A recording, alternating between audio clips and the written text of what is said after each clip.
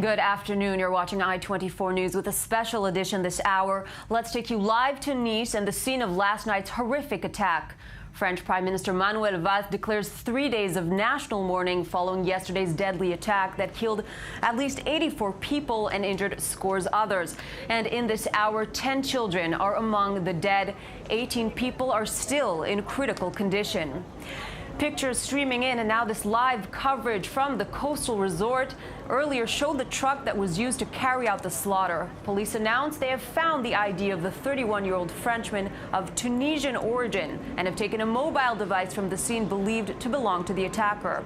Investigators are seen arriving at the scene this morning. As the shattered truck remains in place. Just last evening, revelers filled the streets to celebrate Bastille Day in Nice when the truck plowed through the crowds at approximately 50 kilometers an hour before being shot and stopped. This was 2 kilometers later. The truck was filled with ammunition and explosives, which could point at plans for an even greater attack. Extremely graphic video from the scene, unfit for TV, shows bodies sprawled on the street, many in pools of blood, as people ran past in horror. One day after, as the visuals show, no sign and no remains of that, but we are seeing some heightened security. French President François Hollande said the attack was of an undeniable terrorist nature and vowed to fight the jihadists as the country extends its state of emergency by 3 more months. So far, no group has claimed responsibility.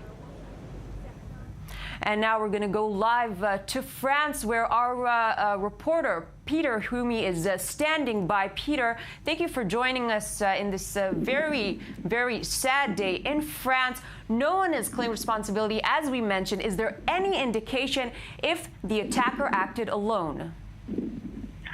Well, according to the what information we do have from the authorities, he certainly appears to have acted alone.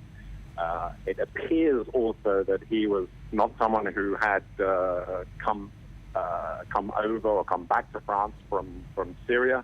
The man, the 31-year-old Frenchman of Tunisian origin, we've just learned, in fact, that he was married and had 3 children. So slowly the information is coming out from the authorities. They're piecing together exactly why and also how someone driving such a large vehicle into an area that was meant to be pedestrian only during the fireworks display to celebrate Bastille Day in Nice on the seafront, on the Promenade des Anglais. How exactly did he get through those barriers that were meant to stop all vehicles going through? Obviously, absolutely, the barriers and we can see the images of people running last night. As you mentioned, Peter Humi will be back with you later today. Thank you very much for joining us. I'll thank you at this point. Now, France seems to have become one of the main European targets for IS attacks, with ingrown terror becoming an evident problem authorities will have to deal with better. Shanine Khshoni takes a look at the wave of new terror that has rocked France from the attack on Charlie Hebdo until now. In recent years, France has become a target for terror attacks by world jihad organizations. January 7th, 2015, the shooting attack on Charlie Hebdo offices. 2 brothers forced their way into the offices of the French satirical weekly newspaper in Paris. Armed with assault rifles and other weapons, they killed 12 people and injured 11 others in the building. An Al-Qaeda-affiliated group claimed responsibility for the attack. January 9th, 2015, the attack on Hyper Cacher, a single terrorist who pledged allegiance to the Islamic State, shot 4 people to death at the Jewish supermarket. The terrorist was connected to the attack on Charlie Hebdo and held shoppers in the supermarket hostage while demanding to free the terrorist from the Charlie Hebdo attack. French commandos stormed the store and killed him. November 13th, 2015, the single deadliest terrorist attack in French history. Targeted a music venue, a sports stadium, and several bars and restaurants. 90 people were killed during a siege on the music venue Bataclan, and the French president was evacuated from a football match between France and Germany at the Stade de France after 3 separate suicide bombings over the course of about 40 minutes. IS claimed responsibility for the attacks.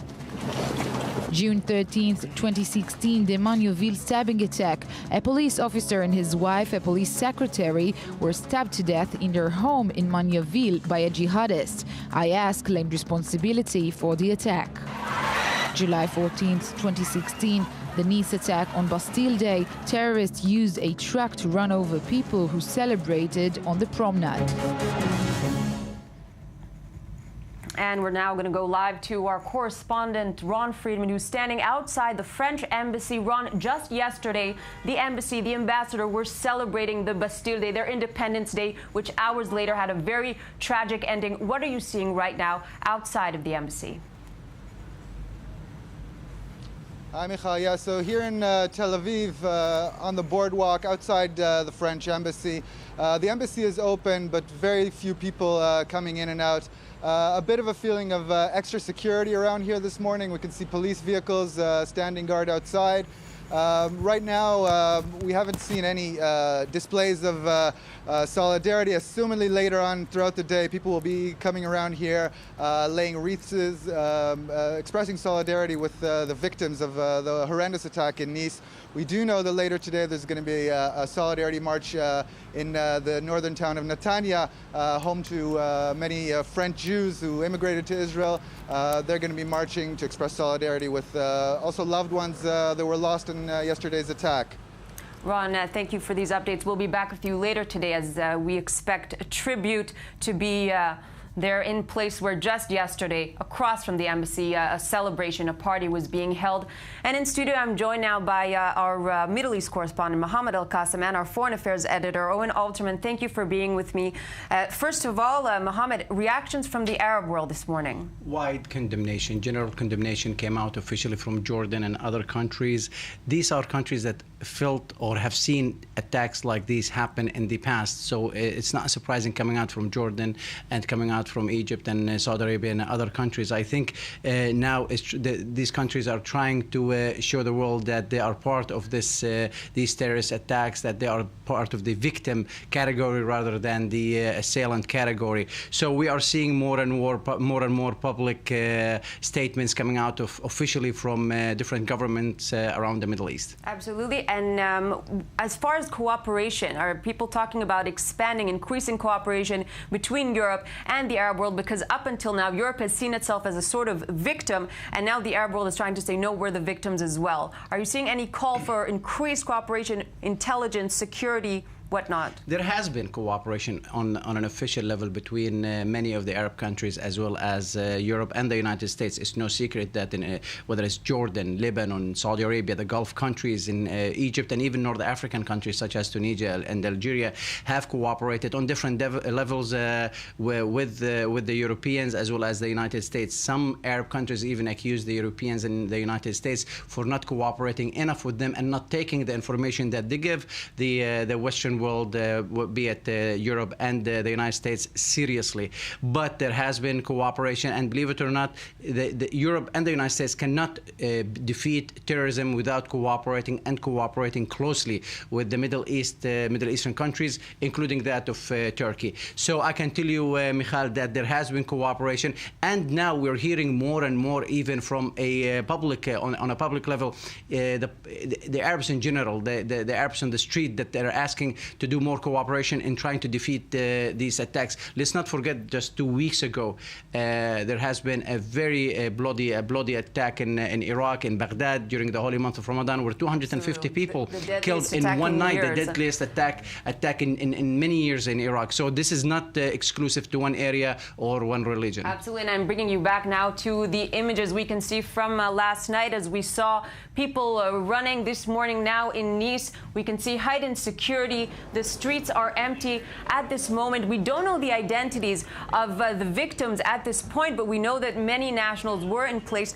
Owen, what kind of reactions are we seeing from world leaders and from the United States? Well, obviously, Michal, across the board condemnation from Barack Obama, from John Kerry, the Secretary of State, from Theresa May, the newly minted British Prime Minister, from Angela Merkel, from Donald Tusk at a European-Asian summit in Mongolia, from all corners of the world, condemnation as one would expect. In the United States, naturally, this is factoring into the presidential campaign. Donald Trump giving a phone interview to Bill O'Reilly last night on Fox News that's getting a lot of attention. Hillary Clinton also reaction. War on terror. Yes, and Mohammed, you have an update for us? We have an update now, according to BBC in Arabic as well as other French media, that they identified the name of the truck driver as Mohammed El-Houej Bouhlal of Tunisian either born or Which is important to note also that previously, sorry, I'll let you finish in just a second, there were different identities thrown out on social media, which is always very dangerous to point out the wrong suspect. So this is actually a suspect that's now been confirmed by officials. And confirmed by official, and it says that the police at this moment is doing inspection of his apartment in the city of Nice in France. So his name again, Mohammed El-Houej Bouhlal. They say that either he is of Tunisian background, maybe his parents, because we've heard reports also that he was born actually in France, so he's a French national. However, his parents are immigrants into France. But so far, that's what we have from different media outlets. The name of the driver of the truck is Mohammed El-Houej Bouhlal. Now, whether he acted alone or not, and whether there was actually a command coming in from Raqqa, defeating IS in Iraq and Syria will not defeat the ideology that now lives very strongly among European communities. As you said, he is a French national. Yes, Owen. Well, we'll have to learn more about exactly how this person became radicalized and what connections he did or didn't have with IS's official command, or whether he was self-radicalized or radicalized over the internet. But again, we heard from our reporter in France that he is 31 years old, he's married and has 3 children. So again, it's somewhat reminiscent of the shooter in Orlando, who was also married, also I believe had children. So it doesn't always fit the precise profile of what we think of young unmarried men who committed these attacks, showing how wide the phenomenon can be. I think we have to be careful with these things. We've also heard today that he may have had a criminal record in the past, so the entire information on him hasn't been out. But this goes back to what we talked about a couple of weeks ago, that even though the Islamic State is losing territory, its territory is shrinking in both Syria and Iraq, and maybe its Khilafah, this dream on Khilafah is not going to happen, but doesn't mean that this is their demise. I think they're adapting now, and they're moving from plan A to plan B, which is they're now going back to trying to spread their ideology. They're trying to achieve and reach. They're very good at and reach as many people as possible. And this is basically what they're doing. And keep in mind that 2 years ago, an Islamic State leader have called on its sympathizers and members to attack France. And in fact, he used the word, and I'm quoting here, the filthy French, and use all means to attack them, including cars. Absolutely, and this comes not long after the month of Ramadan is over. We'll talk a little bit about that and the timing, but first I want to bring you back 2 images from Nice the morning after, as we're now joined by our senior political analyst, Christian Mollard. Once again, thank you for joining us.